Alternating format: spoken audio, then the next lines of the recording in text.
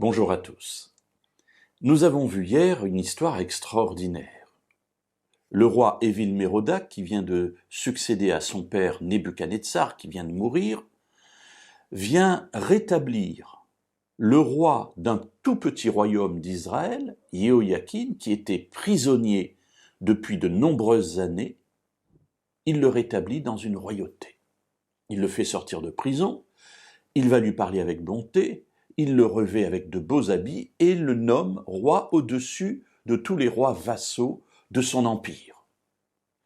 Et nous avons terminé notre étude en nous posant la question de savoir, mais que s'est-il passé? Pourquoi Évil-Mérodach a-t-il une telle attitude de bonté vis-à-vis de ce roi d'un petit royaume minable, permettez-moi l'expression, qui ne représente rien pour lui?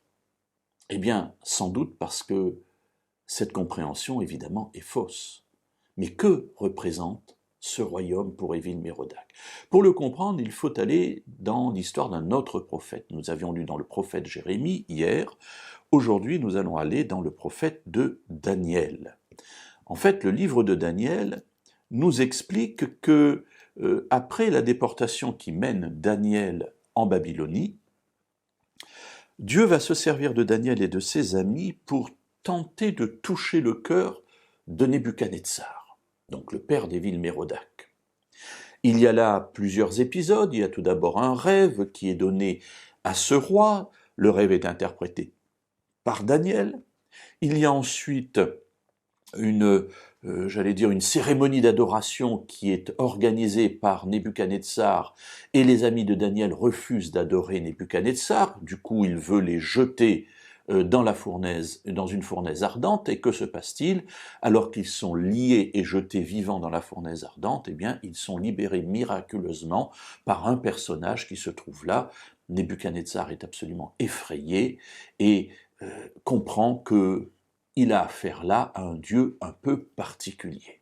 Pour autant, il ne se convertit pas. Il va falloir un troisième événement où Nebuchadnezzar va être pris de folie, et pendant plusieurs années, il va être comme un animal en mangeant l'herbe des champs, et il perdra sa royauté. Mais à la fin de cette période, il retrouve sa raison.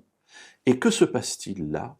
Il va enfin comprendre la grandeur de Dieu, mais non seulement la comprendre intellectuellement, mais l'intégrer dans sa vie. Évidemment, vous ne trouvez pas ça dans les livres d'histoire, vous ne trouvez cela que dans la Bible. Qu'est-il dit dans le livre de Daniel au chapitre 4 et au verset 34? C'est Nebuchadnezzar qui parle, et non pas l'apôtre Paul ou des apôtres ou des évangélistes. Maintenant, moi, Nebuchadnezzar, je loue, j'exalte et je glorifie le roi des cieux, dont toutes les œuvres sont vraies et les voies justes, et qui peut abaisser ceux qui marchent avec orgueil. Il parle de lui. Il reconnaît Dieu comme étant le vrai Dieu. Ensuite, arrive la fin de sa vie et il meurt. Évil-Mérodach va prendre sa place. Et Évil-Mérodach a le souvenir de ce qui s'est passé pour son père. Pour moi, c'est la seule explication du rétablissement de Jéhoïakin, roi de Juda, qui sort de prison et qui est élevé à la position de roi au-dessus de tous les autres rois vassaux d'Évil-Mérodach. En fait, Évil-Mérodach a retenu la leçon de son père. Ce n'est pas un roi qui va vivre longtemps, ce n'est pas un roi qui va faire de grandes choses dans Babylone. Mais peut-être que pour lui, l'exemple de son père aura servi et lui permettra de passer de la mort à la vie, parce qu'il a compris, lui aussi, comme son père, que Dieu est le Dieu des dieux et le Dieu des cieux, et qu'il abaisse ceux qui marchent avec orgueil.